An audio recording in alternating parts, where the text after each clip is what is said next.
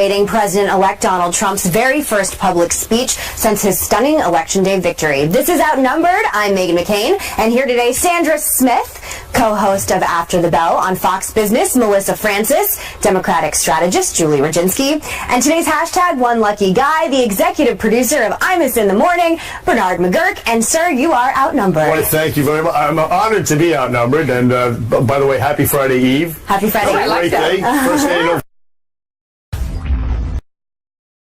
You can see that at 10 Eastern, all here on FNC. All right, and as we...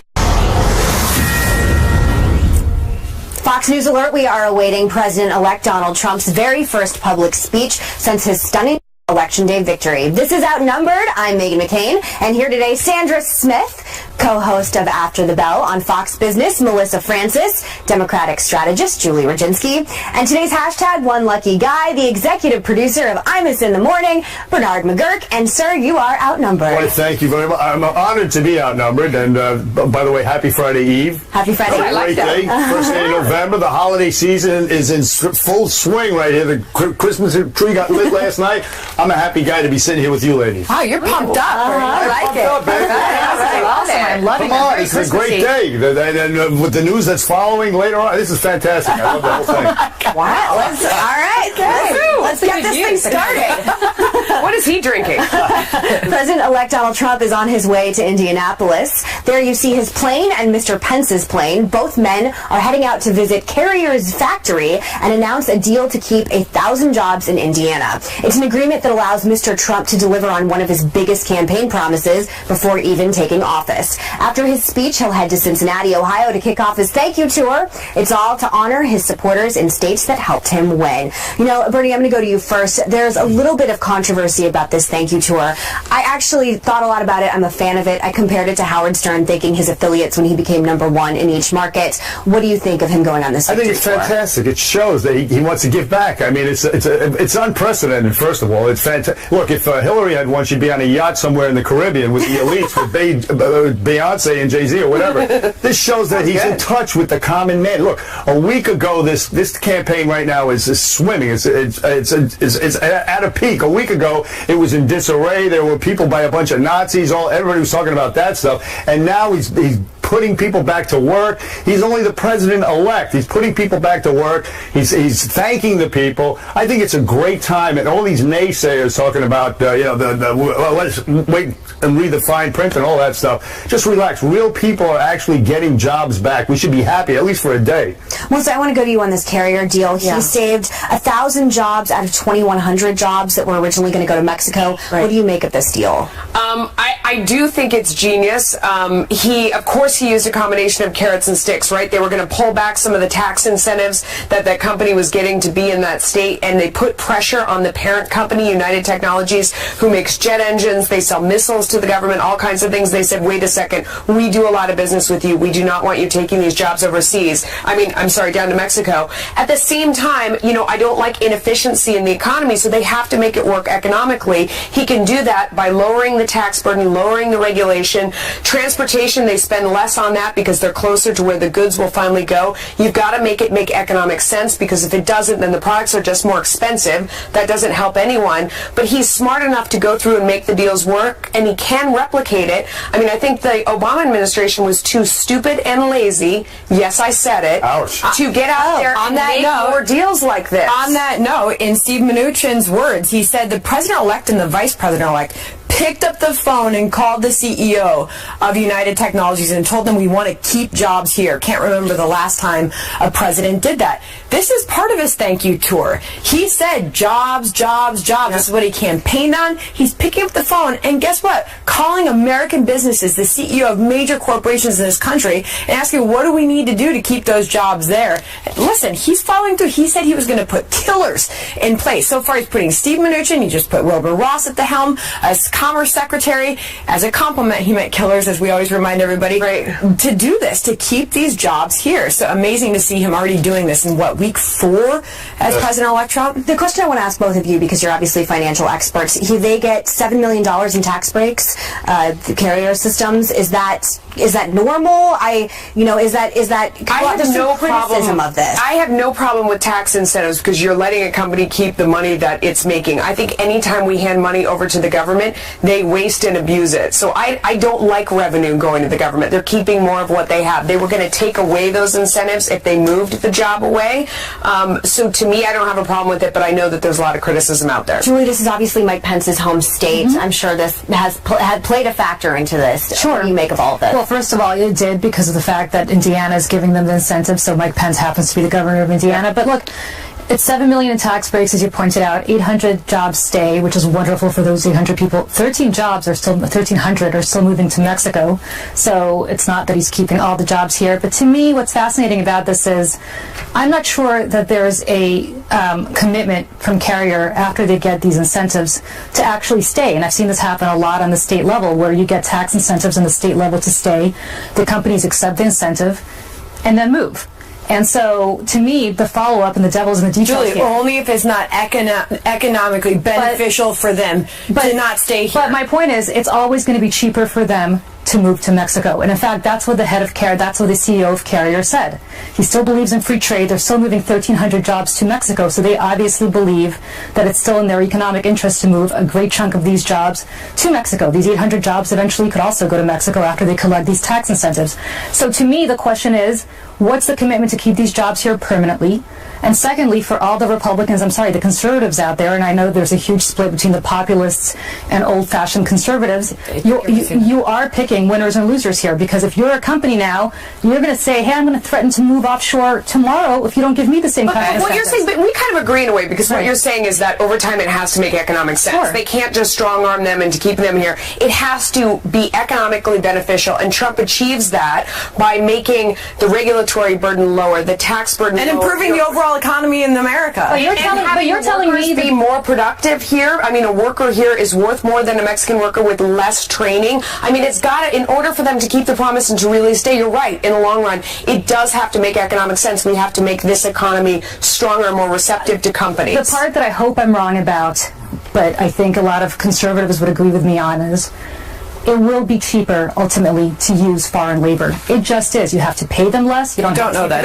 You also have to pay for the energy and the transportation and all the other stuff. As a result, as you said, it must make economic sense, but to me, I'm not so sure that it does in the long term, and I hope that people understand that when he talks about bringing back manufacturing, this is going to be hard to do long term. This conversation is not going to end. We're going to keep talking about this throughout the week and as this keeps on happening. And of course, keep it right here in the 2 p.m. Eastern hour. We will take you live to Indianapolis after the president-elect tours the Carrier plant. He will speak publicly for the first time since the election. And tonight at 7 Eastern, we will bring you the first rally of Mr. Trump's thank you tour. But that's not all. Tonight, Mr. Trump joins our own Sean Hannity. You can see that at 10 Eastern, all here on FNC. All right, and as we wait for Donald Trump to board that plane you're looking at right there, heading to the Carrier factory, the jockeying for the Secretary of State position in the Trump administration is ramping up. The transition team confirming it's down to 4 finalists. A source tells us they are 2012 Republican presidential nominee Mitt Romney, former New York City Mayor Rudy Giuliani, former CIA Director David Petraeus, and Senate Foreign Relations Committee Chairman Bob Corker. But now that same source says former U.S. Ambassador to the UN, John Bolton, may be added to the list. He met with VP-elect Mike Pence yesterday and is meeting with Mr. Trump tomorrow. The source explaining the list remains fluid and the number of finalists could go down or up. Another source telling Fox News Ambassador Bolton is also being looked at for the number 2 position at state. Congressman Chris Collins, who is on the transition team, weighed in earlier today. If you walk the halls of Congress, you would think every Republican here was a strong Trump supporter from day one. They are certainly on the Trump train now. They have seen these picks for some of the key cabinet posts and others. They are thrilled to see the direction, the team, as I had said from day one. You're going to see a cabinet the likes of which we've never seen before, because Donald Trump isn't coming in with the entourage that you might normally see. All right, and by the way, we are keeping an eye on Donald Trump's plane to be departing to Indianapolis. We will hear from him for the first time publicly since his election, since his victory, I should say. And there you see it moving on his way to Indianapolis, where he will also be announcing that new deal at Carrier, what has taken place and how many jobs he says he has saved. All right, so let's first talk about Secretary of State as Trump's plane departs. Bernard McGurk. Let me just say, who will it be? Bon voyage, Mr. Trump. Okay. Now listen, who will it be? Look, loyalty matters, but the fact that Trump met with Mitt Romney just shows that he's not the thin-skinned person everybody said he was, and he's going to put party unity first, et cetera, and all that's very good. But I also think substance matters. I think as far as Secretary of State, I mean, Trump campaigned on, we learned the lesson of the Iraq War. That should be the litmus test for each of these. Have you learned the lesson of the Iraq War? Do you think it was a mistake? If you say no, you're disqualified. Or the whole regime change thing, you leave the dictators in place. And Bashir Assad, if he's helping us kill ISIS, keep him there. Those types of questions should be asked and answered, as opposed to in addition to this loyalty stuff and who did what for Trump during the campaign. There has been some criticism, and Megan, you've sort of been one of the people saying it's time. He needs to make a decision here. He's drawing this out too long. I mean, to say now that there's 4 finalists, possibly 5, possibly more, possibly less, it's time. I'm a terribly impatient person as well, and I also think these are all great people. I actually think the new inclusion of Ambassador Bolton is fantastic. I'm very well aligned with him when it comes to foreign policy. That being said, he's very hawkish. I mean, he's advocated for bombing Iran. That isn't exactly what Donald Trump has run on, and I think the question is, especially for people like Julie and I, who have a great skepticism of Vladimir Putin, is what the role the Secretary of State will play in Donald Trump's relationship with Russia and his sort of semi-cozy relationship with Vladimir Putin. And all of these people on this list really fall into line with people that are more hawkish like me. What about General Petraeus? How would he? He would have been great, except General Petraeus, and this is just a fact. I'm actually not trying to be dismissive, but has to get permission from his parole officer to leave the state of North Carolina. Come on. So, that's the problem with General Petraeus. You can't fly around the world doing diplomacy if you have to get permission from your parole officer. We almost had a president like that. And I see, okay. And I see, except we didn't. And I see, and otherwise I think he'd be great, but that is a problem, and I think that probably prevents you from becoming, unless he gets a pardon from this president, he could potentially get a pardon from his boss, the President of the States. All right, and then there was 2. We were looking at the Giuliani, Mitt Romney matchup. So here's the thing. If you don't want regime change, Bernie, then you don't want Rudy Giuliani, because he worked for a group in Iran that wants regime change. Definitely don't want John Bolton. To me, John Bolton certainly for regime change. To me, and I said this the other day, I've reached the stage of grief where I'm starting to bargain. And so to me, I'm bargaining for for Mitt Romney, which 4 years ago I would have laughed at myself for saying, for the same reason that Megan just pointed out. I have a tremendous amount of skepticism towards Vladimir Putin, and I think the smartest thing that Mitt Romney said 4 years ago was that he thought that Russia was the largest geopolitical threat facing our country. Mm-hmm. And to me, somebody like Rudy Giuliani, who's cozy with the Russians to some extent, the Trump family, who seems to be cozy with the Russians, that is a huge red flag to me. At least Mitt Romney would hopefully keep them in check. People like John McCain, people like Lindsey Graham, I'm counting on them on the Republican side to keep it real about the threat that Vladimir Putin... It's interesting those choices are so hawkish, though. It is not what I would have expected at all, given what he ran on. And, I wouldn't call him an isolationist, but he's certainly not at the level that Ambassador Bolton and General Petraeus What about Bob Corker? I don't know that we know what his policies really are. I mean, I'm with you. I think we've gone one too many commercial breaks in this reality show without coming to a conclusion. Like, I'm so over it at this point. But I think Mitt Romney makes the perfect good cop, bad cop with Donald Trump, where he can go in and be like, dude, I know he's crazy. Trust me. I think he's a lunatic, but he will bomb you if you don't do what he wants. Like, they could definitely play off each other in an interesting way. All right. We are watching the movement at LaGuardia as the president-elect heads off to Indianapolis. The so-called Trump bump, it continues as a new survey finds Americans' confidence in the economy soaring since the election. Does the president-elect deserve all the credit for this? And how long will the optimism actually last? Plus, First Amendment activists launching a flag-burning challenge after the president-elect says people who set U.S. flags on fire should be punished. But is this the right way to get their message across? And don't forget, after the show, you can join our live chat by clicking the Overtime tab at foxnews.com/outnumbered, or join us on Facebook, facebook.com/outnumberedfnc. And of course, you can tweet us all throughout the show, and after, we'll look at it. In the wake of Donald Trump's big election win, a new survey shows that Americans are expressing the most confidence in the U.S. economy since the 2008 recession. Take a look at the Dow, which has been on a tear. It's up another 72 points today. Gallup finding a remarkable 17-point turnaround since just before the election, rising from negative 11 points, that's your sentiment, to a positive 6, higher than at any point during President Obama's 8 years. In the meantime, another survey shows that financial advisors are also excited about the prospects of the economy and the stock market, with 58% saying that they think that 2017 will be a very strong year. Sandra, I would add one more thing to that. Goldman Sachs, who is one of the groups, saying, oh no, the sky is going to fall if Donald Trump is elected. Now they're saying that they think the S&P will jump 9%. Saw that. In the first quarter, right? Everybody's tune has changed. So, but this is going to set him up for, he needs to follow through big time, because this is, the market is pricing this, and this is expectations the market is pricing and not actuality. He's not even the president yet.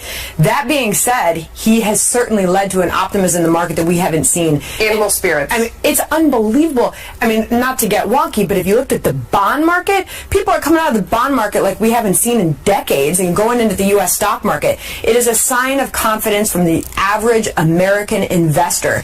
Post-election, they want to own U.S. stocks, okay? They're confident in the U.S. economy. They're confident jobs are going to come back. I mean, it's really tough to find an economic indicator right now that isn't showing that the average American thinks that things are going to get better for the economy. And just like with Brexit, before the Brexit vote, they said that the economy, the stock markets around the world would tank after Brexit. Same thing with Donald Trump's election. If he gets elected, they all got it. The markets, look, he exudes confidence, the symbolism of not only what he did it with Carrier, but what he did in Kentucky with that Ford plant, that production line. He saved a lot of jobs there.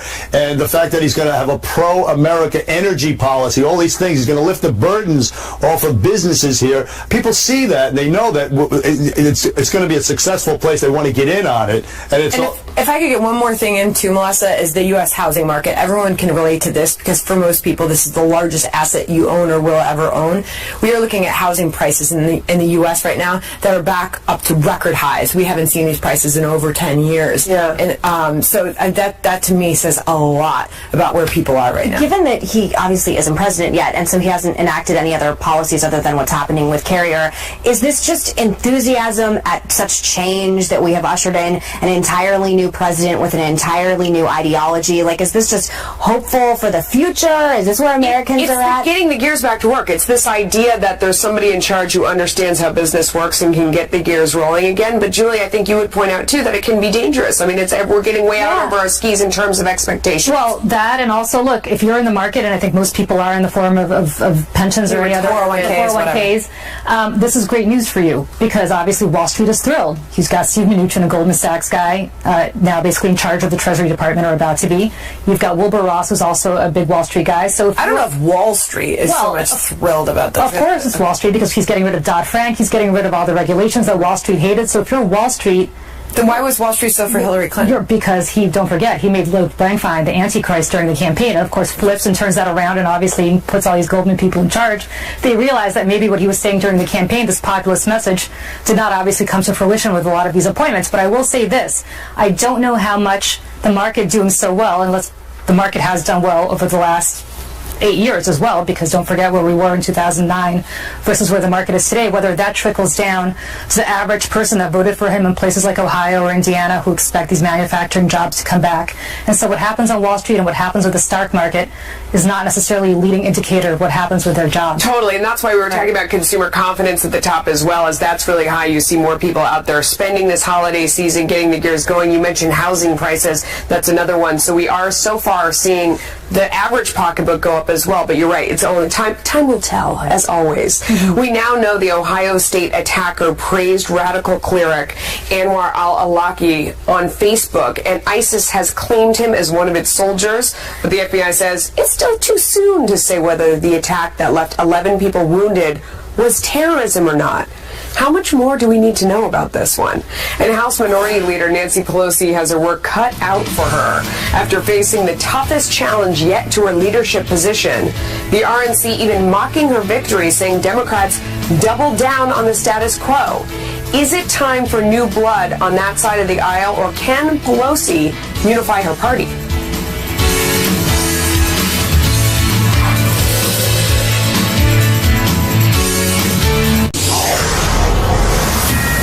Fox News alert. We are awaiting the president-elect's arrival in Indianapolis. His plane just went wheels up from LaGuardia Airport moments ago. When he arrives, he will tour the Carrier plant. He, of course, negotiated a deal with the firm's parent company that will likely save some 1,000 jobs that were headed to Mexico. He will then make his first public remarks since the election. We are expecting that sometime in the 2 o'clock Eastern Time hour. Of course, the timing is fluid, and we will bring those remarks to you live when they begin. The FBI says it's still too soon to know if the Ohio State University attack was terrorism, even though authorities say 18-year-old Somali native Abdul Artan was likely inspired by ISIS and referred to a radical Islamic cleric as a hero on Facebook. 11 people were injured on OSU's campus Monday when Artan plowed his car into a crowd and started stabbing people with a knife. But the FBI says they're still investigating Artan's motive and can't draw any conclusions yet. Now one House lawmaker slamming the delay. Watch. To me, it makes absolutely no sense. If this isn't terrorism, I don't know what is. He doesn't have to have a direct link to ISIS. ISIS is reaching out to the people who are disaffected, the people who are unstable. And clearly, this is the situation here.